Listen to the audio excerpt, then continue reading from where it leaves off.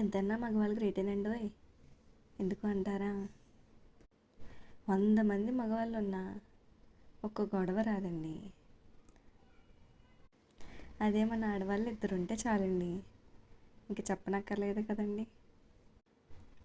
ఒక చిన్నపాటి యుద్ధమే జరుగుతుందండి. చెవులోంచి రక్తాలు, బిందెలకి బెజ్జాలు. ఇంకేముందండి? ఇప్పుడు ఇవన్నీ ఎందుకు చెప్తున్నానంటారా? ఏం లేదండి, మనం మా బాబుని హాస్పిటల్కి తీసుకెళ్ళామండి.